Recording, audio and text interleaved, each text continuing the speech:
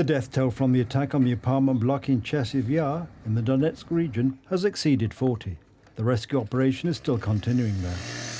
According to Moscow, Russia is determined to take control of the entire Donbass region. Therefore, Ukrainian troops are preparing for the Russian offensive in the east of the country. The concentration of Russian troops and the import of equipment in the region is continuing, especially in the vicinity of Bakhmut, Seversk, as well as Sloviansk and Kramatorsk. This is war. Death is inevitable. Some people die, others are injured, and still others suffer loss. Some are lucky, others are not. Mass firing began. They fired on civilians with Grad rockets. We heard screams, and when we got there, we saw a wounded woman. Despite the continuing mobilization, determination and heroism of the soldiers, Ukraine will not be able to cope with the more powerful invader without concrete support from the West. Since the beginning of the Russian invasion, the Polish government has been involved in supplying military aid for a neighbor who fights for freedom.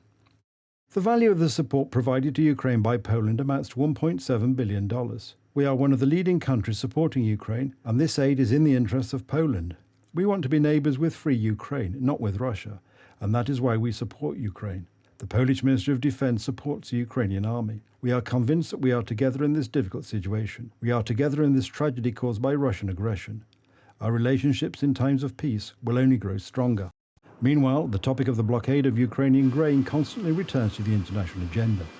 Delegations from Turkey, Russia and Ukraine, as well as the United Nations delegation, met in Istanbul today to hold talks on the safe export of agricultural products from Ukrainian ports blockaded by Russian ships. Ukraine is ready to export its grain to the international market. 2 more steps separate us from an agreement with Russia. We are in the final stages, and now it all depends on the Russian Federation. According to United Nations data, more than 5,000 civilians have died in Ukraine since the beginning of the war. Over 6,500 people have been injured.